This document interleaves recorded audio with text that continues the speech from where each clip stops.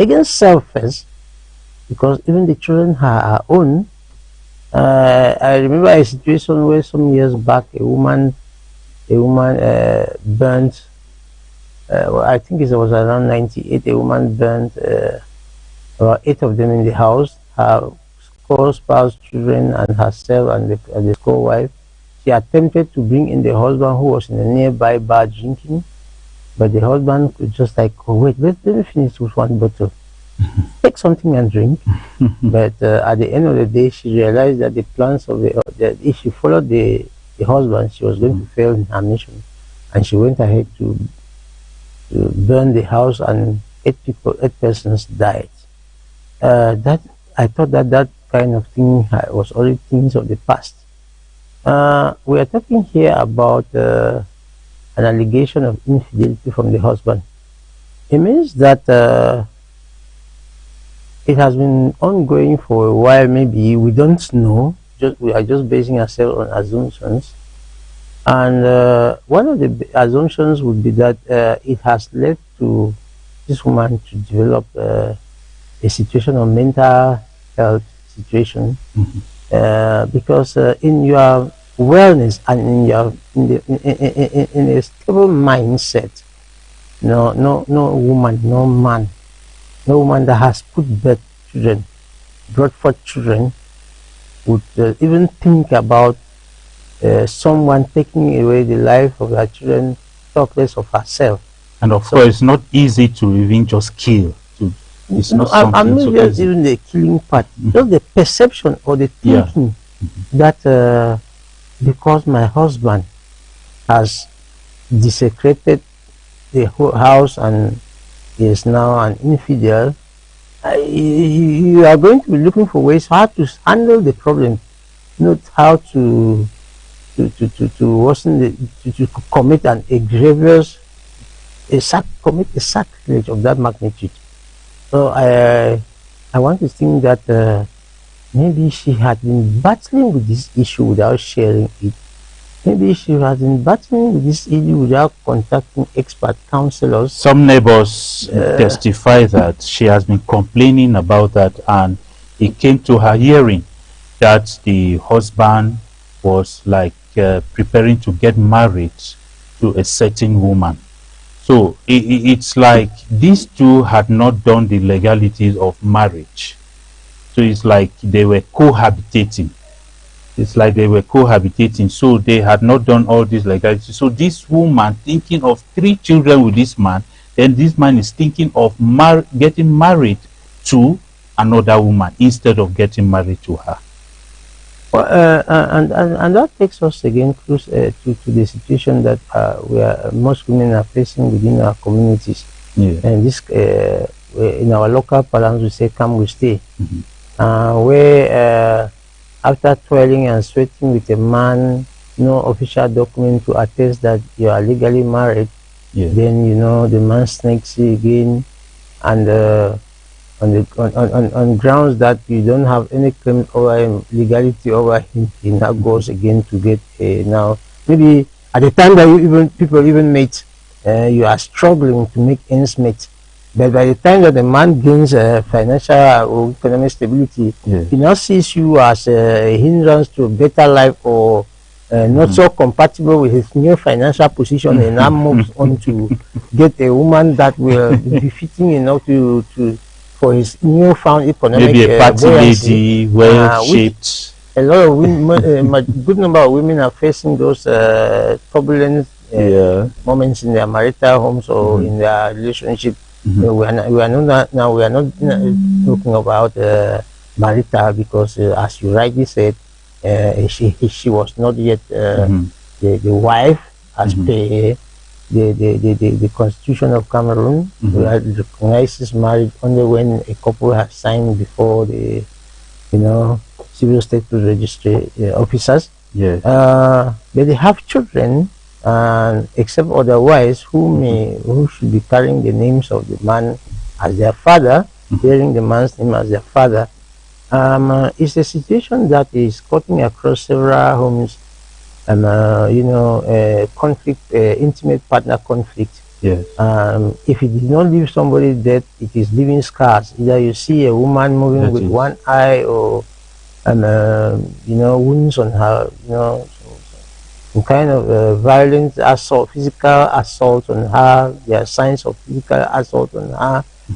Some are already living with permanent disabilities because of the violent actions of men generally.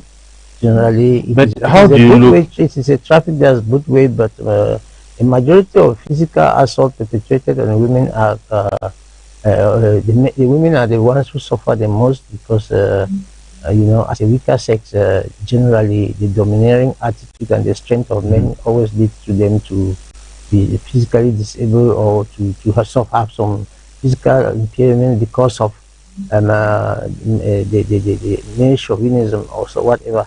But we are saying that the situation that has caused the death of 4 persons is it should already call on all as civil society actors, as human rights defenders, as advocates for life. Life is sacrosanct. No life is, there's no justification of taking away life. We need to revisit our constitution. We need to take serious our mental health, the situation of mental health persons, and we need to take again to go back to revisit our African cultures and values. Yes. In the normal African setting, once it was already shared in a neighborhood that this woman is complaining about her husband, in the typical African tradition, where everybody is a sister's keeper or a brother's keeper, I think the community in their smallness would gather and try to counsel and even try to bring, use other alternative dispute resolution mechanism because it is domestic violence is conflict, is a conflict, and they say the family is the microcosm, microcosm of the society. Yes. So everything, if you want to correct the society, you must start within the nucleus of the society, which is the family. And so if there are domestic violence, there are conflicts at home, intimate partnership conflicts, we cannot overlook it, because that is how it grows now. The children may be, if it has not led to the death of the children, the children would have been, victims. They suffer from it, and you will find that even in school, they will not be performing well. So it will degenerate into a kind of the ripple effect is the mental health of the children in the community. Or if we may not be only think about infidelity of the husband, because the children might not see infidelity. Yeah. They may know that, or they are only seeing an absentee father. But it could lead to the extent where if the woman, it might have been a case where a woman even asked why you must sleep in the house, and then the husband resorts to addressing the issues through violence.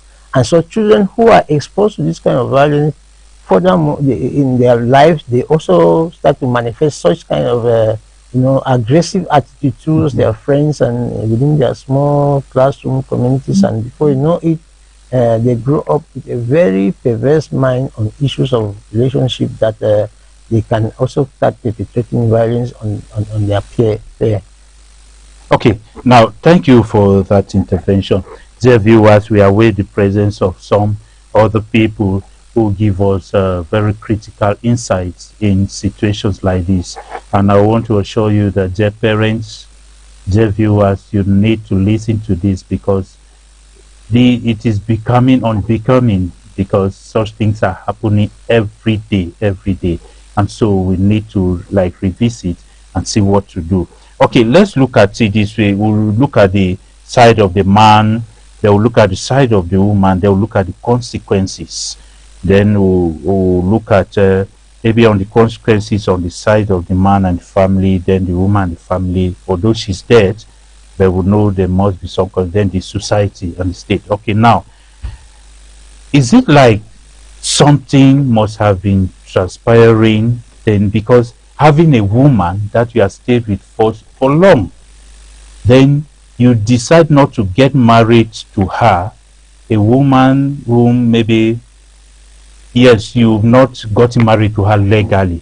And what people should expect is that when you are ready, you should rather get married to this woman that you've had 3 children with.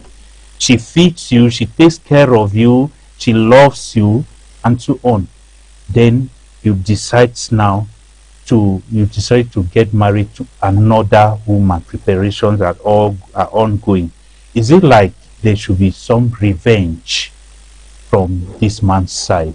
Maybe looking at this woman not to be his wife, or what do you think much have transpired? Well, the first thing we should point out is that gender-based violence is real. Okay. And that gender-based violence affects both parties, either the woman or the man. Yeah. Now, in a situation where a man has lived quite a period with a woman and should be motivated to even get married to her faster because of the fact that they were out of their union, they have 3 they are blessed with the fruit of the womb. Yes. 3 good children. It should either push the man to be anxious to marry, to get married, to officiate his relationship. Yes. But if you find a case where the contrary, without trying to buy the man's case, though, Yeah, we are just giving possible reasons. It could be an implication that there, there's some level of incompatibility which is manifested in maybe which could be manifested by both parties, the incompatibility of the woman and the incompatibility of the man, and maybe sometimes it generates some conflict between them, making them not to find themselves again as okay. Let me buttress these assumptions. If that woman truly was a good woman, sorry to use this analogy, it truly was a woman with a good conscience, yeah, why would she think about killing her own children? Frustration. If frustration can make you to think about killing, taking away life, it may be that man had even seen that he was in danger in that union, that the life of that man was in danger. There are some women if they want to love, maybe they love, a woman is somebody that, with what I've noticed in life, is if a woman wants to be good, she is good and good. But if something ignites her to turn bad, then she does it and does it well. So maybe this woman must have looked up to the man like the way of his life, the truth of his life, everything about her. Don't you think so? Yeah, no, I buy the idea. And if that was the case, then she would have, not only resulted to handle the problem by herself, okay, but to go further. When you have a situation of conflict at home, it can be that a man is a very quiet man, even maybe neighbors have never heard him quarreling. They have a situation of tension all the times. Okay, what do? It is important that in this particular relationship, the extended family of the in-laws in coma because of the fact that you say they were not legally married. Yes. The family, the parents of the family of the man should be your next refuge, where you can find one person to confine in him that this is what you are living at home, and as such, someone will try to approach your husband and handle the matter. For a case of, we have faith-based organizations, churches, and other counseling. We have civil society organizations. We have structures set by the state of Cameroon and social welfare services, where you can report your cases or maybe gender-based violence case, and then some professionals, case managers will try to counsel both of you. to ensure that it doesn't aggravate to a situation where it will become so violent, or it Okay, will so the become first radical point and you've extreme. made is it should be maybe it might be a problem of home management, that there's always Communication, that is what I'm okay, trying to talk about. good. That may make Communication this man, beyond the home. yes, Go further. Don't get it on yourself. okay, Don't close up to assistance from outside, family members, friends, colleagues of your husband or your boyfriend. There's no relationship that can result to 3 children without involvement of several other persons. that is it. You understand? And it could not have gone to that level if you are a member of a church and you meet your pastor or the reverend father or imam or whoever to ask for counseling. They will freely counsel you and call the attention of your boyfriend or your father of your children to order that this way you're doing it. Something, the children, if she had killed herself and maybe killed her husband, Yes. some people would even understand it. So why are you taking away the life of children who are innocent? Why would you take away the life of 3 precious children who are innocent? And if that was the case, we would have gotten the story from the children. If you even go now to ask in schools the behavioral pattern of those children in classrooms, some teachers will say that the children used to behave strange, and that would be an indicator that something wrong was happening in that home. Yes. But today, even if we are going to dig deep into that, what is it going to bring back the lives of these 4 persons? No. But for the fact that this is we're using this case to x-ray ourselves, to mirror ourselves as we are living, that mental health is real, gender-based violence is real. Yes. And so in situations of emotional management, managing emotional stress, you cannot do it by yourself. You cannot do it by yourself, managing emotion, because that's a state of emotional stress that you need to consult, you need to speak out, you need to break the silence. A lot of women have been served because they break the silence. And the fact that you share, this thing that we always feel, in our normal parlance, we say njoka. Njoka is one of the therapy for handling emotional stress. It means that when you hang out with friends and you share lovely moments and nice moments with your friends, it goes away to dilute the stress and and you rethink solutions. Yes, solutions can come out. Unless they say a problem half shared, a problem shared is a problem half solved. Okay. Because once you share it to reliable persons, you are sure that they will start comforting you, they will start bringing solutions to you, they will start, you will find companionship in the people that you have complained. Only the way of handling, if they actually are expert, have expert, you're expert. Our grandmothers used to be, in the communities where we have elderly persons, those people were like secret boxes. And so you will not feel shy to tell them their problem because they will keep it secret.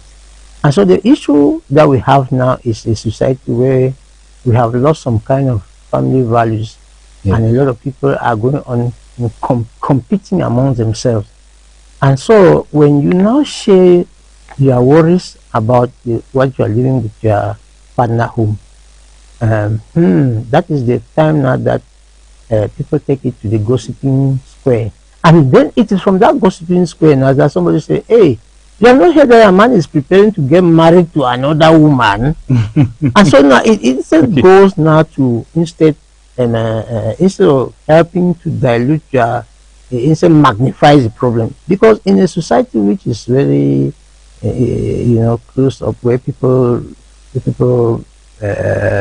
relate well, you will not take somebody's problem to the market square for mockery. But that is the case today because of the fact that we are in a competitive market. It's a capitalist world now. Capital and everything is business now. And so when somebody sees you prospering in marriage, he looks at how to overshadow you, to even backstab. And that's what I want to come in, because there are some pundits who have the feelings, who have the thoughts that we are Africans and some of these things are not just normal. And I don't know if you believe in all these things, but that maybe this woman must have been pushed not only by the acts of the husband, but some hidden hands, spiritual hands that may have come behind all this. Yeah, I truly believe in the African. Is it only African? Maybe religious, man is other religious, a spiritual being. Okay. The physical part of us is just a small portion of the real person. Okay. And when we talk about consciences, speaking to our consciences, it is more of spiritual speaking than physical talk. And if you find somebody who takes away the life of another individual, you will not attribute it to. You start to look at the spiritual dominance in that person, the negative forces. Negative forces are evil forces. Those are spiritual forces. Whatever you think about it, the way somebody's life, you shake, you just realize that, okay, the thing goes off. But if it keeps on there, if it lingers in your mind that you want to do something negative to harm another human being, and you still continue to, until you start designing a pattern of how you are going to harm somebody, spiritually you have been taken by negative forces, by evil forces. That woman, by the time she did the first act on the first child, maybe something must have. If it was not that she was harbored by an evil spirit or evil force, she would have awakened from it and stopped it. But the fact that she continues means that she has prepared herself. It was not. It was a premeditated act, and in that premeditated act, she accepted her body, her physical body, to harbor an evil spirit within her. It is only the force of an evil spirit that would let somebody to kill a child that she carried in her womb for 9 months, and then she did not end there. She goes again, kill the second child, and did not end there, kill the third child, and then kill herself. It is because she was now being controlled by evil spirit, and she had taken time to premeditate about this act until she accepted and invited the evil spirit, the spirit of negativity, the negative force to harbor her. If not, she would have stopped on it. But because she prepared herself, she could not stop, because she had accepted to be carried by the evil spirit. Okay. Now, but if it's a matter of evil spirit, now, maybe it should show that she wasn't conscious. She wasn't conscious, because if evil spirit takes control of you, then you are not yourself at that time. Now, let us look at the home, because we understand these people surely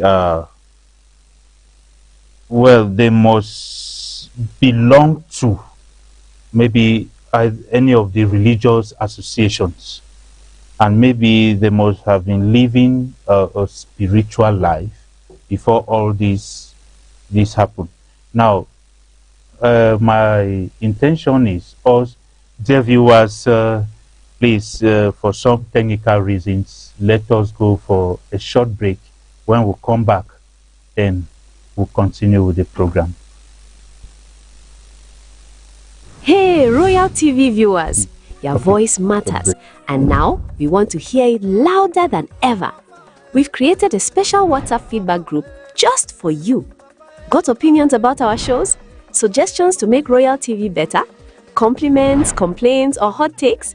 This is your direct line to us. Joining is easy.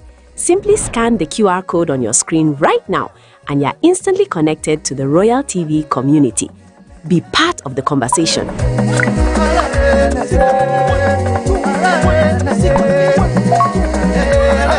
influence our programs, help shape the future of your favorite TV station.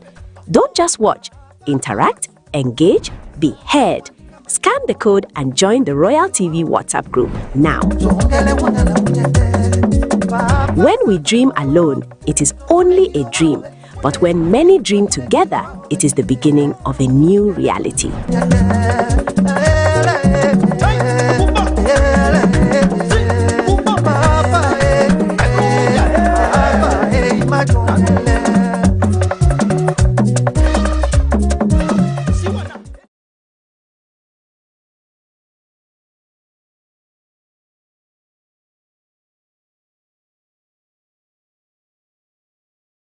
Hey, Royal TV viewers, your voice matters, and now we want to hear it louder than ever. We've created a special WhatsApp feedback group just for you. Got opinions about our shows? Suggestions to make Royal TV better? Welcome back, viewers of Royal TV. It was maybe some technical reason we had to go off air, and we thank God we are back at this time. We have been joined by Sinjo Armstrong, who is going to contribute on this aspect. We are looking at the first topic, where we are talking on an alleged husband infidelity, and so the wife kills her 3 children and commits suicide. It happened in Yaoundé, the political capital of Cameroon. And so let me turn to you, Sinjo Armstrong. I won't allow you to take your breath, although you just came. And even that you are also married. And I just wish to ask, when you received this news of a woman who killed her 3 children and killed herself because of the husband, let me call it that way, although they were cohabitating, no legal documents that they are married, because the husband, she heard that the husband is preparing to get married to another woman. How did you receive this? Thank you very much, Mr. Moderator. Sincere apologies for coming late. Traffic congestion, living Monaco now is held. Yes. Because we are mountain race. The stadium is already full. Most of those partners empty, and they are already there. Most of the sponsors. Yeah, most of the sponsors. Most of the sponsors. So they are already there already. So the traffic congestion is not easy. So living through that part is not easy.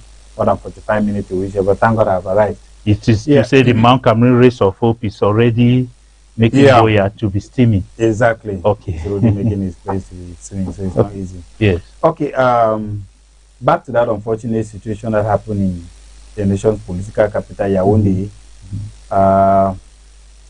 It's a very disturbing situation. It's a very disturbing situation. In fact, I received that that news with mixed feelings.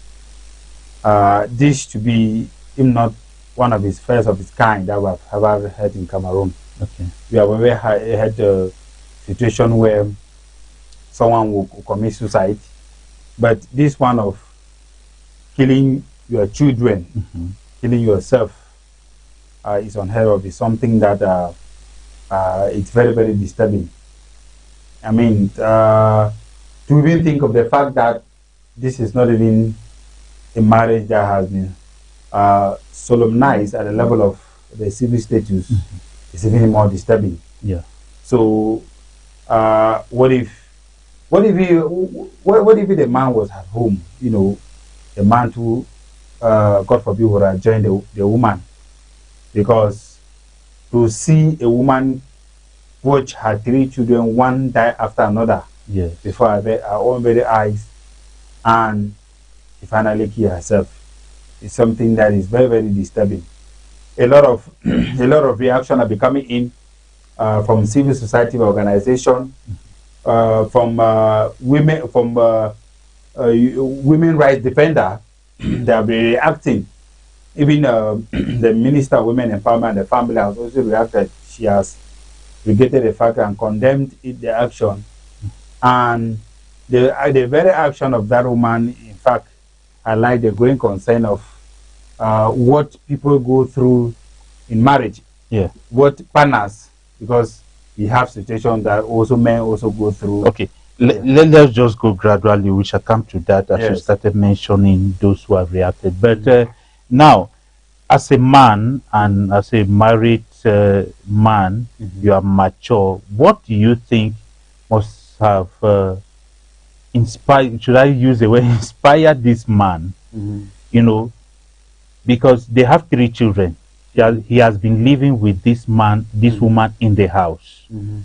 What will make this man think of getting married to a woman out there without getting married to this woman in his house?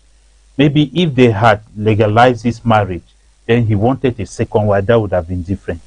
But now, he hasn't gotten married to this one in the house, but he's preparing to get married to the one outside. Well, it's really funny that you have lived with a woman for quite a number of years. Yeah, really, what has really... have 3 children, and all of a sudden, you want to go get married to someone outside. It is something unheard of. I mean, what I'm also asking Is myself. it like he had something against this woman that made him to... Because no marriages nowadays, it is not easy on both sides. At one time, a man will behave a type, at one time, a woman will behave a type. But is it that there's something wrong that he decided to like legalize another marriage outside? The truth is that I don't know what might be actually wrong. Yes, we are just trying to come out some point that may make somebody go to that extent. But I think well, maybe the man might have not found what he wanted in a woman. But again, that is not enough, because having that woman under a roof for quite a long time, and having children with a person, one thing we need to understand is that when you have a child with someone, it might be a mistake. A second child is a mistake. A third child is a mistake. And in the same roof. In the same roof, living in the same roof. That is the problem. Under the same roof, yes. Yeah. So what could have caused that man to go get married to another woman outside? The woman actually... Is it like he just had the impression that, okay, this one is already in the house, but this one outside also needs her, but she's insisting that I must legalize. You see, these things, I think this thing is fictitious. I should put it this way. Okay. I think that a charm must have passed through this thing, because in normal circumstances, nobody can provide an answer for that. So some juju. So yes. So I have the feelings that the woman outside must have played a fictitious game. Okay. You know, for that man to take that decision. It's not easy. It's not easy. We hear that on daily basis. That was to terminate the family, so that she takes over the home. Yeah. So you know, one thing women fail to understand is that a woman always feels that when you see a man with a woman already, you think that you will do everything possible to get that man, to get his attention. I mean, I'm talking about the woman who is outside. Yes. To get the attention of the man. And you think that the attention will be given to you. Whatever you do or whatever you do, once you finally get that man or when you finally get home, the tendency is that it will not end there. Another person is coming behind you. Okay. Because the moment you succeed, whatever thing you do, it expires. And the man will be looking outside. Without when you look at most of our traditional rulers, especially those who are polygamous. Yes. Well, polygamous, established polygamous in nature. We are not saying the one that is having one wife, 2 wives. They are our traditional, especially in the 70 wives. Yes, especially in the northern region. Okay. Where you have even 20 wives, 50 wives, 10 wives. Yes. They started with 1 wife.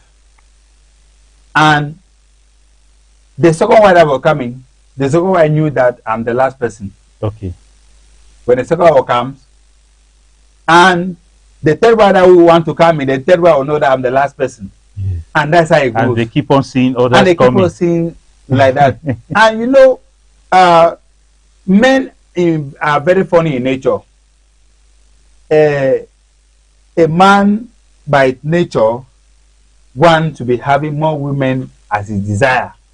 No, not every man. Not, I mean, okay, not some men. every man. Yes. Although somebody made Some a men. statement that a true African man should be a polygamist. Well, I don't know how. No, that is just Okay. So are you just saying that we men, when we are married, even not married, we are in the mercy of women? Because as somebody said, let me maybe turn to Kikishi here.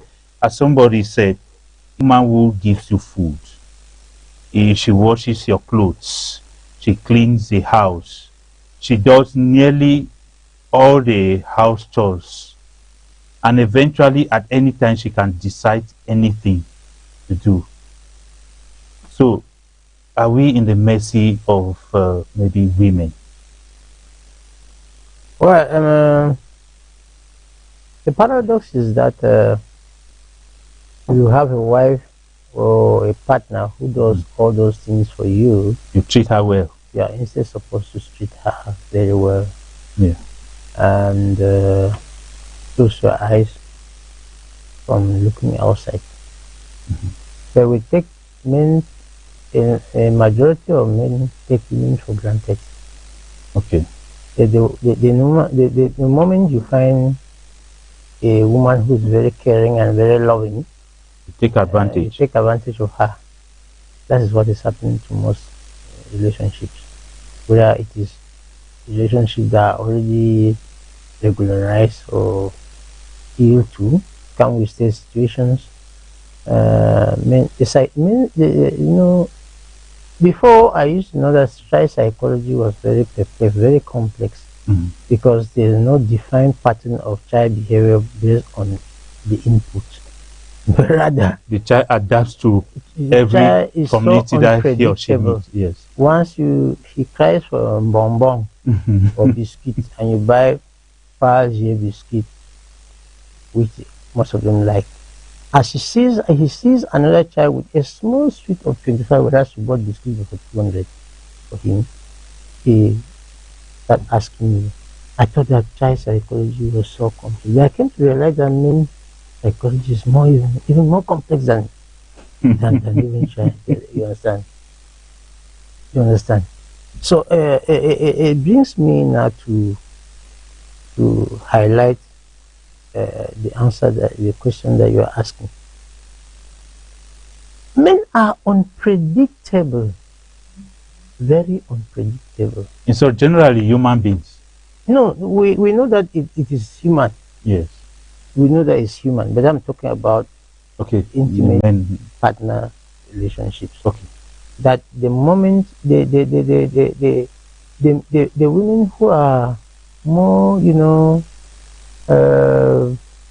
are not docile, who are very erratic, instead are the ones that earn a lot of attention from men, because they're the ones that are quiet and do things caring, very caring, serviceable, very loving. They are the ones that are always in tears. The women, those loving women, are always in tears. They are in tears because they know that by their way, by their nature, by their own philosophy of things, once they are so caring, a man should reciprocate. Whereas the other women, and so you find them always in tears because the men are always going. Yes. The thing, and the explanation is very simple. Once once a man has trust in the wife, he can go and be going and going. He'll come and meet the wife. But once you fear, somebody said that the fear of a woman is the beginning of wisdom. Okay. When the woman is very erratic, and then you know that if you make one step, she also make another step to the left. You instead them to do. So this woman must have been suffering from that kind of situation, and should have been a woman that is very protective towards the relationship. So she will not want to let people outside know that she has a problem home. But I love the word solution. Protective. I love it. But that's where I come in now, because the first thing I came to learn about, and which is very true, the woman is the perfect manager of the house. The woman, in most cases, is more prayerful than the man. Even in our churches, we see the women more active. They have the population in church. Maybe if you have some 50 men, you have 200 women, and so on. So now, this side of being protective, is it like they lost that spirituality?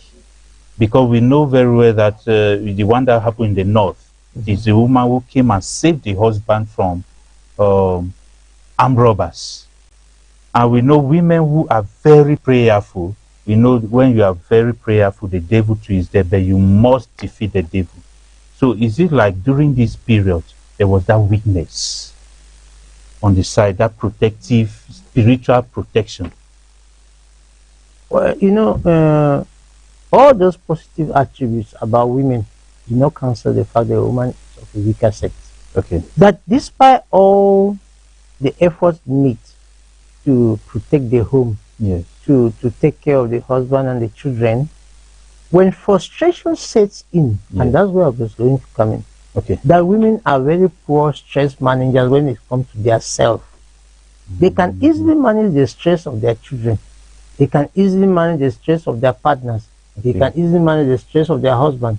But when their frustration comes to the woman herself, it becomes very dangerous because she will destroy everything that she labored for with the husband. I'm not even talking about children. You go to many several relationships, you realize that every year they buy a set of TV. Because Okay. once a woman gets, She breaks she breaks just utensils everything of the around house, her. And she, in the course of throwing an object to even break the TV, she doesn't care whether the child is on the Yeah, table. yeah. So that is why it is very important that we focus more on managing emotions of women even than men. Because even though men are more are seen as perpetrators of perpetrators of gender-based violence on women. Yes. There are some reservations in what I want to give you a clear example of what I'm talking about. Some years back, I had a case in prison, and I went to prison to make the social welfare department for a case to be handled. Yes. And while I was sitting with the officer, several ladies came in. And as a man, I was always admiring the beauty of the woman. And then he told me, do you know, Kenneth, you know what? You see this one? This is a crime. You see this one? This is a crime. You see this one? And at the end of the day, he concluded to me that the crimes that men commit is that the guys have stolen. They have broken the armed robbery. This. But most of the perpetrators of that, they also take away lives. Yeah. Were done by women, or that the head of the gangs were women. So, despite the fact that the woman has that loving and caring heart, if you do not manage her well, Yes. she becomes more radical than men. If you find out a house where a guy is called Chef Bandi, Yeah. there's one woman behind. It could be the mother. You find out a guy who is in the street killing and robbing people. He has a very loving wife who knows about what he does. So it is high time that we start to take more focus on this. This is a situation that's not happening in Yaoundé.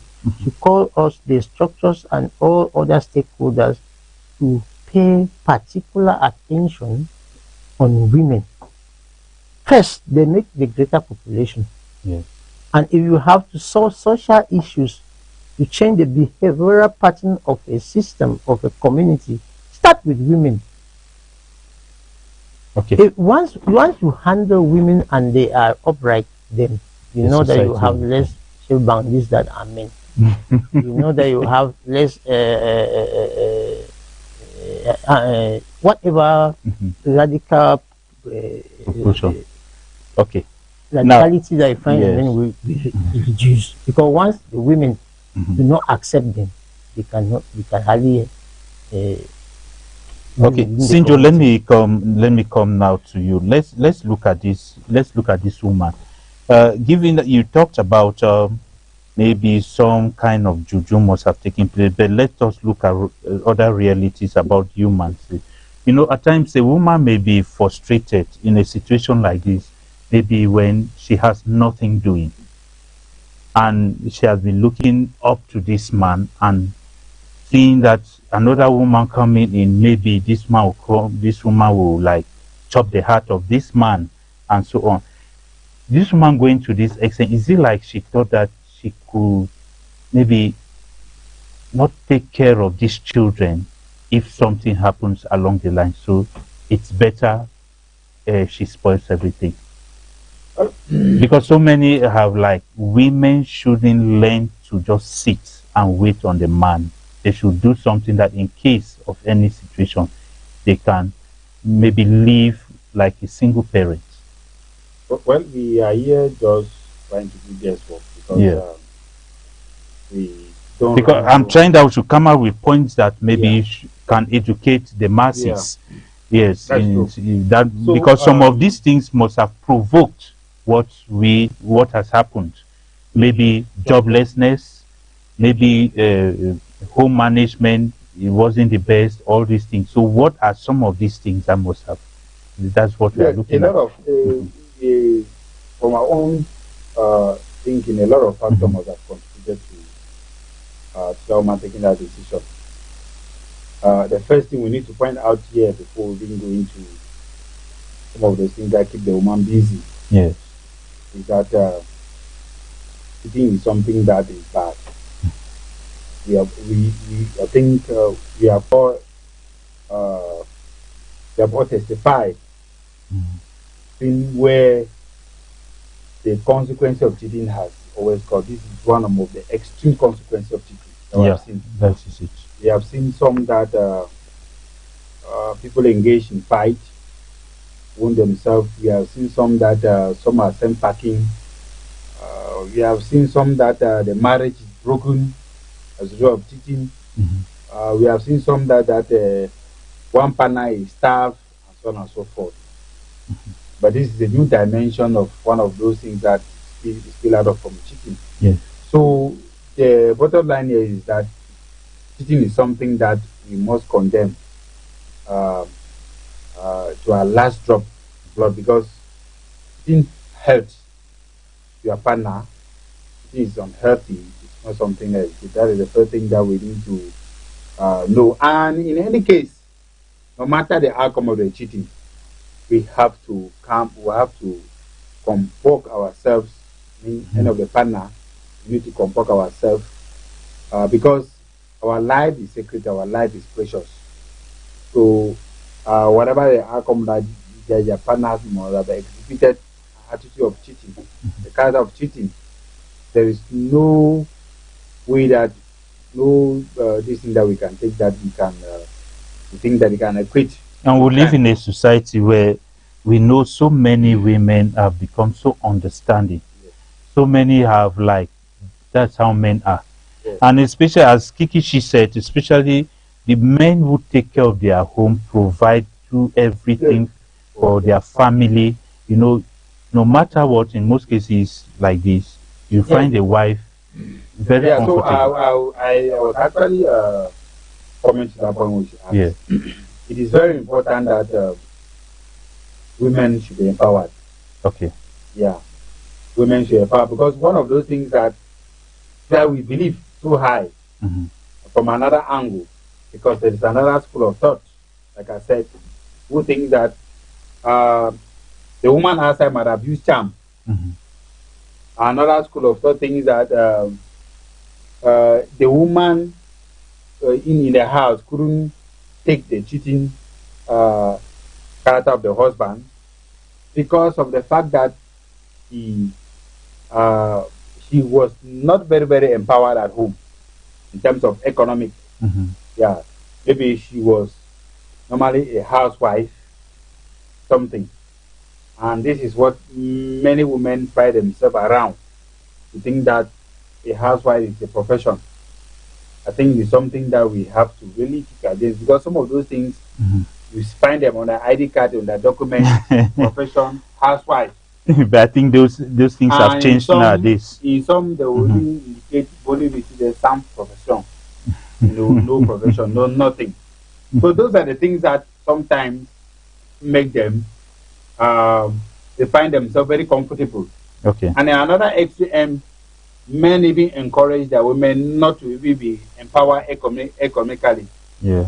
They will prefer that their women should remain as housewives and they place them on salary.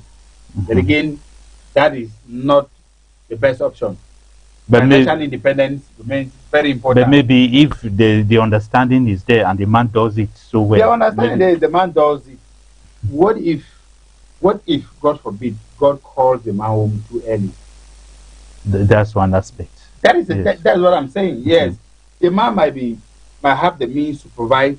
Yes. There are men who place their women on salary, 500,000 francs a month, 200,000 francs a month on salary, that they don't want the woman to work since the woman profession is a housewife. Please take care of my children.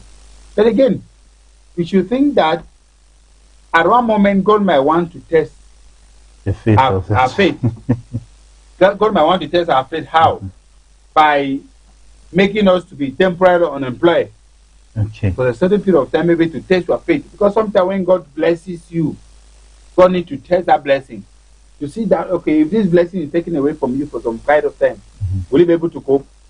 So some of those things that you find a husband being fired from work, you find a husband being jobless on certain times, those are trials and temptations that God sometimes put them through.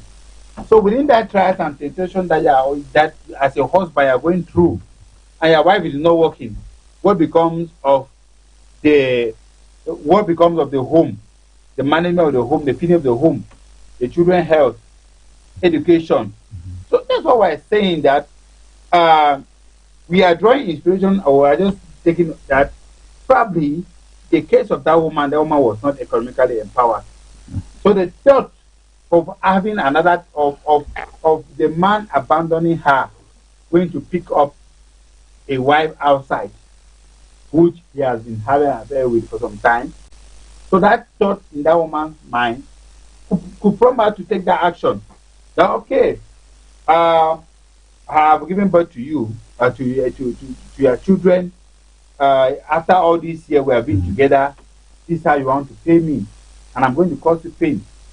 Preferable, I take these children. So when some of those societal comes on your mind, when you are under depression, having that thought, the devil even takes advantage. The devil uses the advantage at that moment, tell you to carry out act, which is inhuman, act that is unacceptable, to act that is even unbiblical. So what we are saying is that we are assuming that if that woman was actually economically empowered, the activities of that man outside wouldn't have bothered her so much. Okay. Because she knows that, okay, I have my children. At least my children can survive. She can even pack and leave. She can even pack take care of her children. Take an apartment somewhere. And let's conclude. Maybe probably her background too might not be very that comfortable with all those things. You know, some women come from a background that they think that, okay, I prefer to live in this relationship or this marriage and die there. Because for living this marriage, for the sake of my children, I might not have a family, a brother, a sister, and an auntie that can attend to. And maybe probably it was a marriage that probably the family might have refused that woman not to get married to. You know, we experience such situation like that. And to go back now. And to go back now is a problem. Will not be tell you.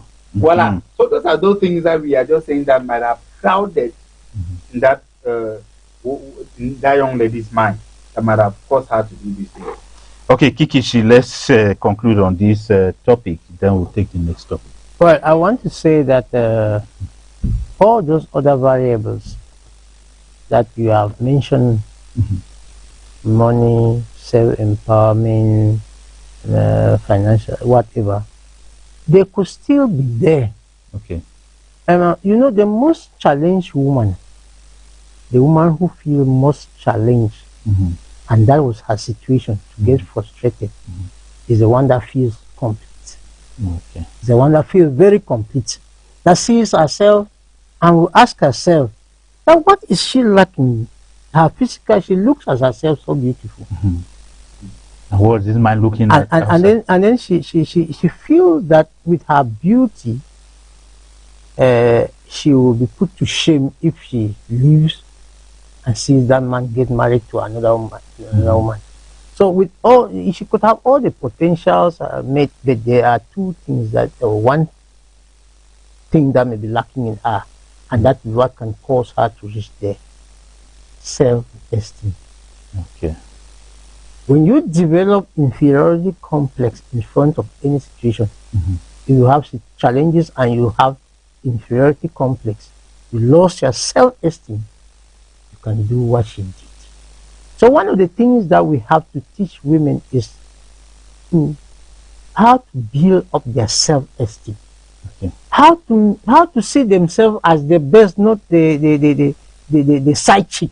You know, the side chick syndromes affect mostly women who develop an inferiority complex. And because you develop an inferiority complex, you lose yourself. And most of the women who develop inferiority complex are the women that are too proud. They look at the community where they are living and they say that shame will befall them because their husband has a side chick. The other girls or the other women that you think that do not have economic power, do not have this, they have already accepted themselves like that.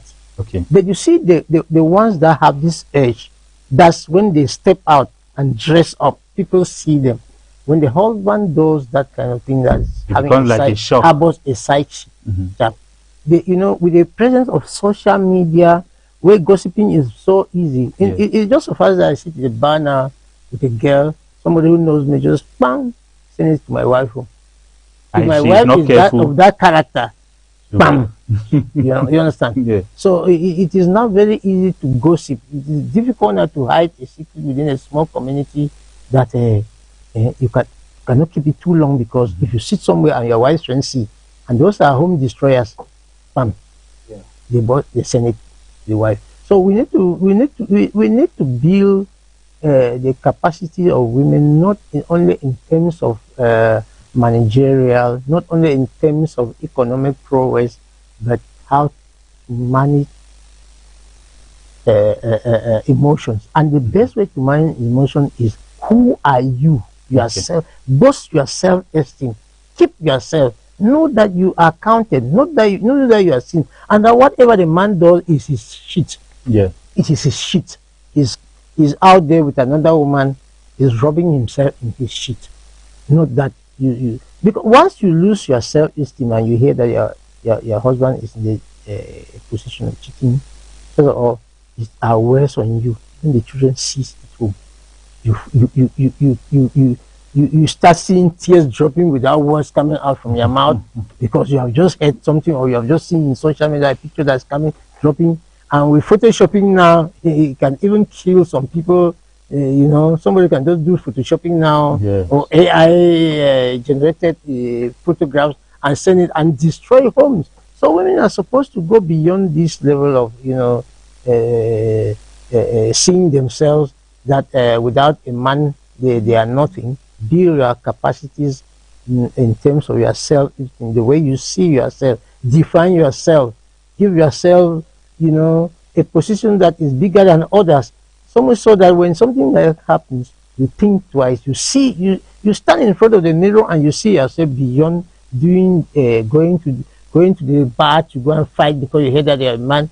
Women have attacked their parents in shops or in churches, fight in churches with other women because of gossips about hearing. So that is when you lose your self-esteem. Be boastful to your inner self. Build an inner character that is above all what you hear or whatever a man does. You will still stand strong in the midst of all those things. And like I say, always seek help. You know, build networks that help you to grow. Build networks that help you to stand strong, to identify yourself and personality. You know, a personality code is something that we need to do. I think the only race that I run and I can compete in that race is that I tell myself that nobody can make me unhappy. Nobody, nobody. I'm very happy, and I say that I will always win all races when it comes to happiness. That is the only reason. I don't compete for money or for anything. I compete only on one thing. My happiness is my portion. And you are comfortable with what you have. Yeah. Okay, your last word on this topic, so that we'll go to the next topic, Sinjo. Yes, my last word on this topic is clear. Infidelity should not be practiced at home or in every relationship, marriage, because we are all witness damaging the effect of infidelity. So that is what I have to say about this topic. You've spoken there like a clergyman. Infidelity should not be practiced in marriage or any kind of relationship because the consequences are enormous. Dear viewers, we are going to the second topic tonight after this first topic, which you could see for yourself that this gentleman could not contain the situation. You know, it is so worrying. And so this second topic now, we will be looking at the 60th Youth Day celebration. What impressive youth participation, what implication for the upcoming twin election. We know very well that this Youth Day celebration that just passed on the 11th of February, especially here in Boya, it was massively attacked by youth despite the downpour that we had on that day, and we saw them marching in the rain. You know, we saw that euphoria on that day despite the rainfall. We saw patriotism and so on. So the question we are asking is, what impressive, this impressive youth participation, what implication for the upcoming twin election? We know very well that the municipal and parliamentary elections are on the way. Is it like these youths have said, okay, the president is encouraging us or has been encouraging us in his speeches that the country is in the hands of the youths, and so let us take over. What's your take about this? Mr. Moderator, on the 31st of December, the head of state, in his end of year addressed the nation, talked about injecting several billions for youth empowerment, for youth entrepreneurship. 50 billion. 50 billion.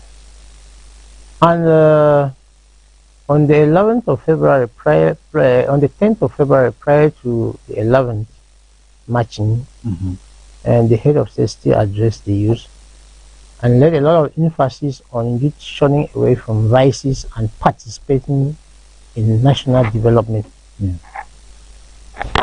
And remember that in the past election, which saw post-electoral violence where with a lot of destruction, the slogan that the head of state used was hope and what? Greater and greatness. Maybe what could have actually propelled this impressive turnout from the youth? Maybe for once they say, okay, let us try him. For the past 40-something years, he has not matched his words to actions. But you know, like most of us who have played going to the bank, when you have your joker, you use your joker towards the end, not in the beginning. So the youth are deceived. They may be deceived to think that since this is apparently his last mandate, it is not that he wants to put his joker on the table. Yeah. And so they embrace the head of state's speech with enthusiasm to actually get engaged and participate in development. you would also like to know that separatist fighters were also calling for, normally on such events, they call for lockdown and all the deter people from going out to march. And that's also another sign that youths are also tired of separatist declarations or the moves from the propaganda from separatists, right? The separatists. Now, what are the implications of their participation, of this massive participation? We will be expecting to see voter turnout that within the upcoming teen elections, youth will actually turn out massively to participate in the vote, starting with registering. The voter registers are open now, Yes. and some who did not collect cards should be collecting them now, while those who did not register should be registering massively now.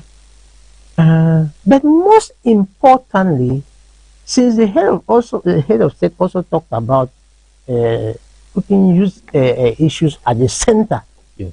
of his mandate, apparently what the youth take, the take from the youth on that is that this regime that has expired, the head of state may grace them now with leadership positions in the next government that we are waiting for. And maybe the delay in that government is because they are still trying to scout for those responsible youths that will take governmental positions of government parastatals, Are you sure they are still scouting for those youths when we have so many? Youths have decided to show that their impressive turnout is to show the government, to show the state, the government and other stakeholders that we are there and ready to take over. Okay. If that impressive participation was not there, then it would have meant that okay, where are the youths even? Where are they? You are saying that we should put youths. Where are they? But now they saw youths. And how did they see the youths, particularly under the rain? The resilience of the youth shows that under the rain they can go to chantiers and inspect works that are going on. Under the rain they can do checks and balances in the quarters or whatever assignment will be given to them. That rain, that the obstacles, the rain here is a symbol of an obstacle. That no matter the obstacles that you give youth, that youth will have when they take over, they will shun those obstacles to forge ahead, to move Cameroon ahead. The implications are far that within the next day, when the electoral college will call up, we will see more youth daring to at least in several councils, daring to go in from parliamentary elections. Yeah. That it will not be the normal names that we know, that we see every day, but that youths are going to be daring. That and you saw them, they came out in their numbers, implying that they are also having their networks. They are already working within their network, not more within the network of those on retirement who are due retirement for several 10 years or so. But now they are coming up with their own networks. They are empowering themselves using the ICTs, information and telecommunication tools, social media platforms, to build their networks to be able to position themselves, whether the banks will not give them big money to campaign, but their own campaign will not be that kind of corrupt campaign that they have to pay people money to vote them, but they will prove themselves. Those are the implications of this massive turnout, that the youths are ready in their numbers, in their strength, to face challenges, because there's no a crown without thorns. Yeah. They are ready, and if they could demonstrate this through marching under rain in Boya, it shows that they are ready to take this country by storm and to take it to higher heights. Now, Sinjo, we are looking at this youth who came out during the youth day, and we are looking at the youth and this forthcoming election. What do you see of the youth at this time, where some people feel that they have been suppressed? What do you see of them at this time? Okay, thank you. First of all, I always have a problem to know who exactly is the youth in Cameroon. Yeah, because when I keep seeing President Paul Biya talking about giving a place for youth in elections, giving a place for youth in the expected government, that will be coming in the days ahead, of which the days ahead are not coming. So I don't know, because when I look at those that went to the Unity Palace to the build-up of the presidential election, the youth that got a Unity Palace, those I saw there, I wonder if they are youth. So my problem, my first problem here is that I don't know the exact definition of youth. Maybe those who have, But maybe by their state of mind, they are still youth. Maybe those are the. I understand, yes, Yeah. if you say that there's no problem, now I understand why they have refused the relinquished power, like Mr. Kikishi said the other day. They don't want to leave because if it is doing that by their state of mind, you know. But that aside, let me work with this range. Yeah. I want to consider it from 30, to about 45. Yeah. Yes, I want to work with the range. Now, because we want to go by the turnout at 11 February. Yeah. That means that is the people we are talking about. If we want to go by that 60-day youth celebration, Yeah. those that came out at the Independence Square there, if you want to limit there, that's the people who are looking at, those people from nursery, primary, secondary, and university. But again, I want to, for the sake of this thing, I want to go beyond that. Yeah, I want to go 30 to something 45. But we have youth groups made up of people of maybe 40 to even 50. Yeah. The problem is that the same people who say they are youth group made on 40 to 50 go on Sunday day, you find them in veterans and the veterans. Okay. And on 11 February day now, they come now, they position themselves as young person. But whereas they are already at a level of veterans. Because we had youth groups from political parties Yes, and so on. yeah. And if you see some of these leaders in the youth group, some of them are above 50 even. Yes. To your question now, what we are expecting for the youth in terms of the upcoming election. Now, I expect that political parties who has the youth wing, the party, because I think all political parties have the youth wing. And I expect that this is the time now that they should sit behind and push forward their youth in elections, take up municipal election and parliamentary. Because whatever the president is saying that he wants to use the election to put for the youth there, he will only end at the level of CPDF. The president cannot dictate what will happen in another opposition political party. We all understand where. So now the message of the president now is sending out a message to other political parties who will be going for the municipal and parliamentary election that they should give way. They should give some time because we cannot totally kick out the old people away. The president said they need the young, they need the experienced people to be there to work with the youth. So if the president, as the chairman of CPDM, might have been working a way out for young people to get into politics. So the president also sent a message to some of those party leaders. They should consider that they should consider the appeal of the president of the republic. Yeah, because now when it comes, he was the president, but now the management of state affairs is not about party line. Yeah. It's not about party line now. He's the president for all Cameroonians. Yes. So whatever the president is saying, and saying that the election that is highly expected might be adjusted because he want people to get, he want the young people to be given place. So he also sending a message to some of those political parties that they also should also consider. Yes. It's not at level. They should consider. So I'm saying that they should take that appeal of the president and consider So that within the period of municipal elections, they have young people. I understand young persons do not have the well of experience in terms of bureaucracy. Are you very sure? We have young people No, who. I'm not saying a good number of them do not have Okay. we have young people. Yes. Yeah, we have young people who have been doing well. Yes.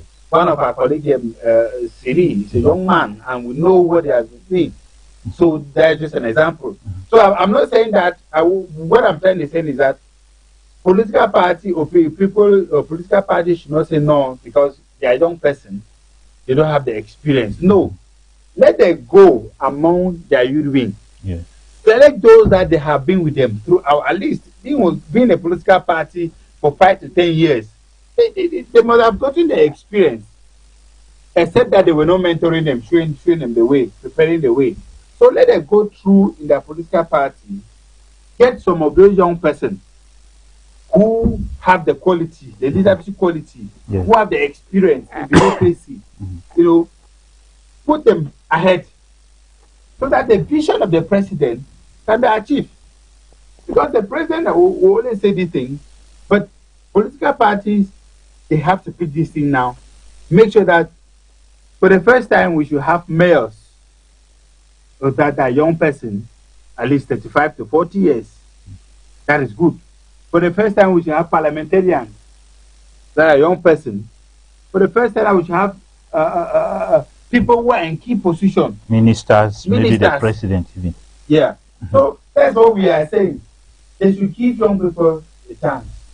Look at during the 11th February celebration, young persons were giving certificates for excelling, for showing economic prowess in different aspects.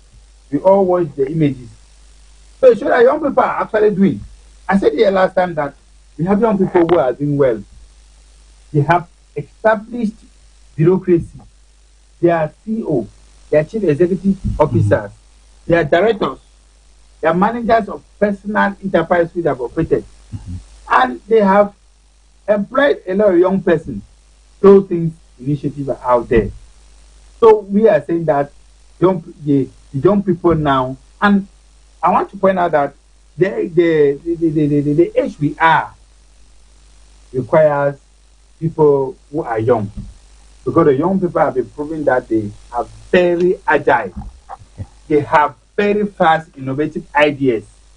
And the only thing that can save this country now is having young people that who are very innovative, who ideas can solve problems.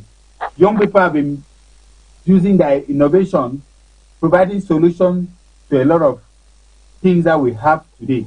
So that is my appeal that I'm appealing to political now parties. we are looking at this fourth coming twin elections, and we are here talking of young people too. Don't you think that some of the rules and regulations that guide these elections deter the young people to maybe come? They may be interested, but the first thing is some of these things deter them from coming into. For example, we have financial contributions that have to be made. There are so many youths who are not working, but they are interested, and there are some who are working but may not have that kind of money. Yeah, your assertion is correct, but like I said, the networks, we have learned not to work alone, but to work on networks. I have always said that our diaspora is very vibrant, financially, potentially, with resourceful diaspora. What we need from our home-based youth is to build trust and liaise with their brothers and sisters who are out, who are vying on to see a positive change in this country. And money will not be an issue for any youth that has demonstrated leadership qualities. We are not going to be Gone are the days when people will come on political platforms to talk about the promise of what they are going to do. We are not looking for uh, extraordinary youths. We are looking for youths that have, through very little means, have already demonstrated in the field, that have a track record of community service, that can show that with this little, this is what I've been able to do within my community. With this little, this is what I've been able to do within the country. We have passed that level where politicians come and tell us lofty stories of how they are going to build skyscrapers, and after a mandate of 5 years, nothing is done, and they are not accountable for whatever they get as funds. We are already at an era where we are looking for soft-hearted persons who within their community have records of what they have done, and we have those youth. Armstrong just mentioned about youth who are entrepreneurs, who have created jobs for several hundreds of other youths in Cameroon, whose community added value goes beyond, political propaganda. We are looking for youths uh, who can engage meaningful impact into our communities, who maybe do not even have political godfathers, because youths who have political godfathers could be frustrated that the godfathers are not yet tired and want to stand.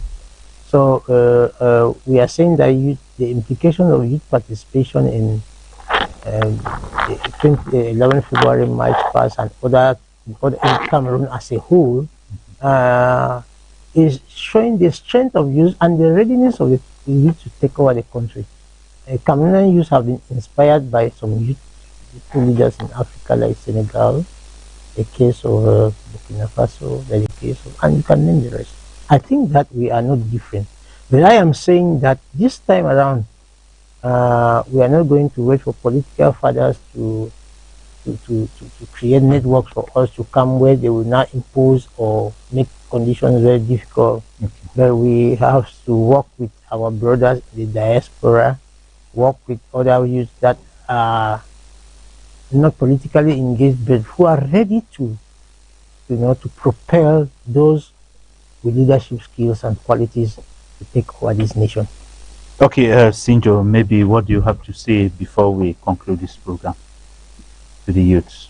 Yes, the only thing I need to say is that in as much as they have been quite clamoring for young persons to be given the place, uh, young persons should understand that managing working a bureaucracy is not an easy task. Okay.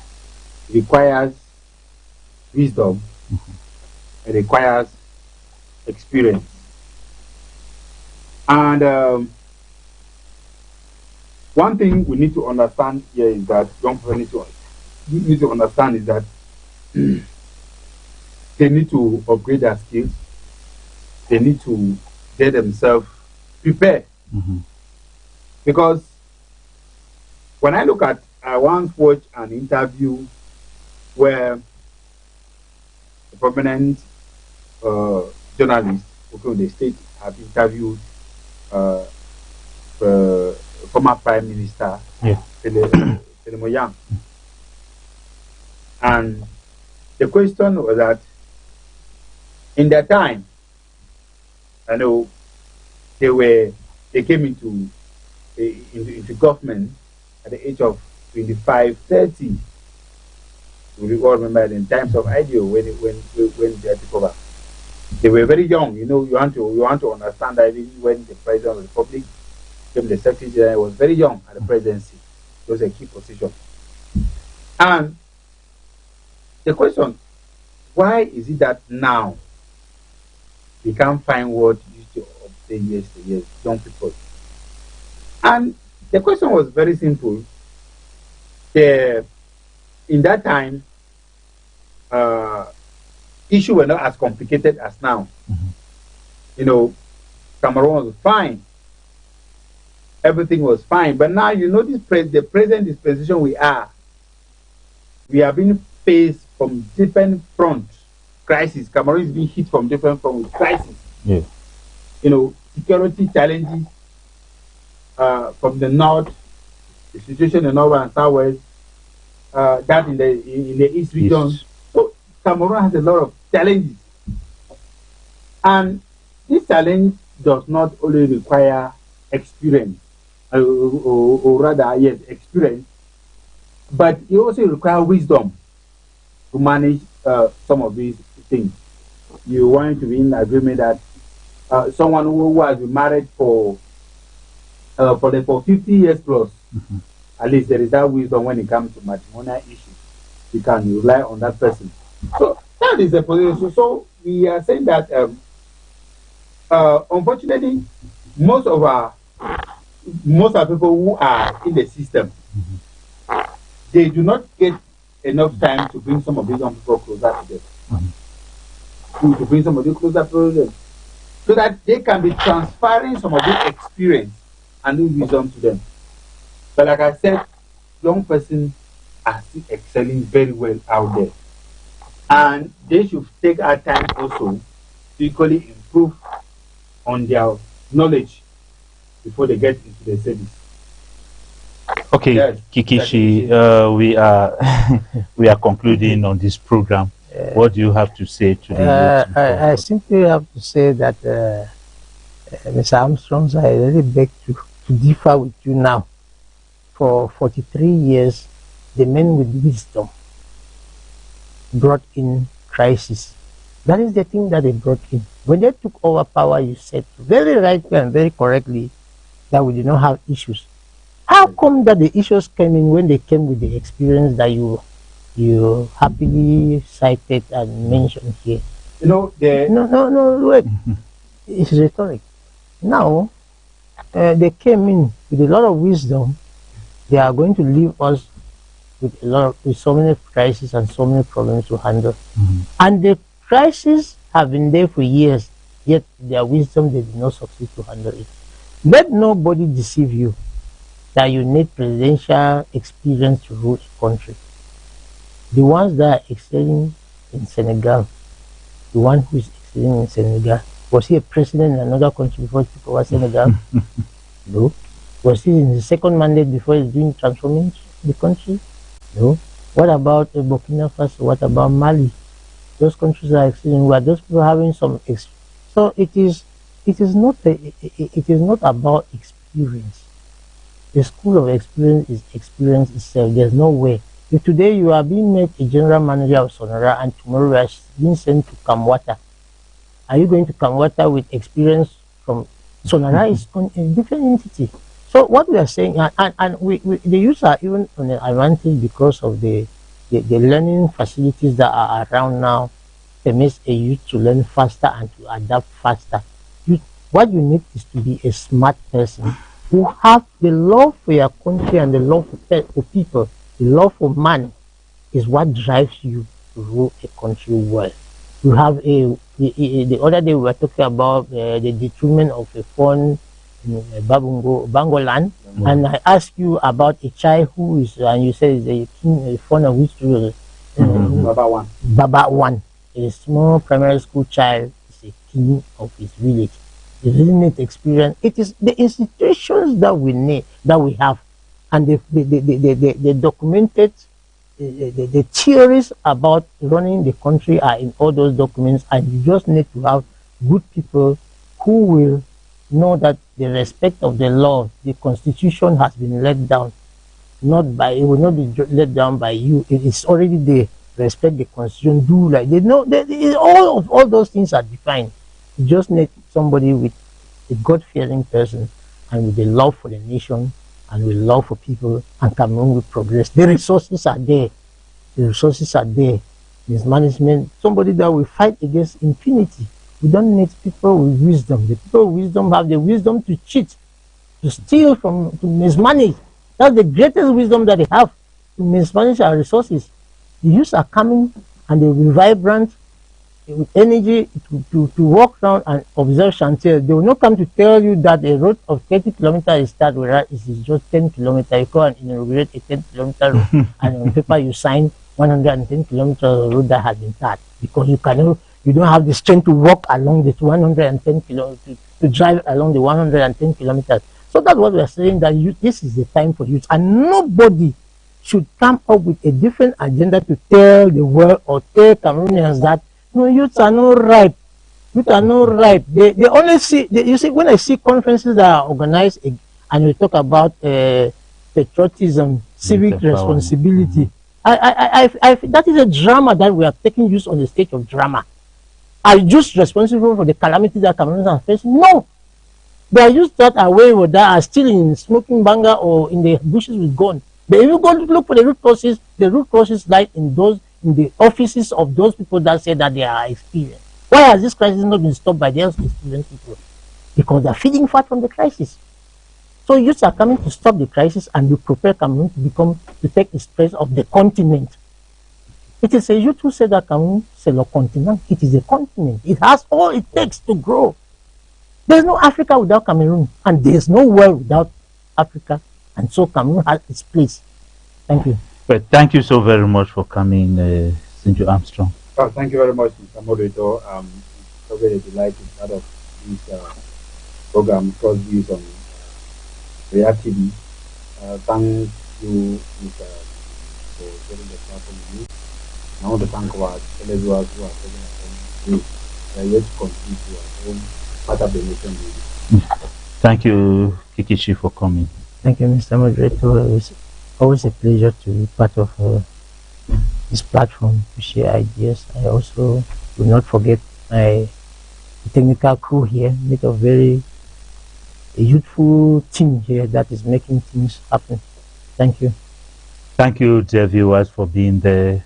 I want to thank all those who have made this program to come a success. David Titango, we have Kingsley Asangani, and we have Isa, who have been there making sure that this program become a success. I've been moderator Mwambo William. See you tomorrow for another program.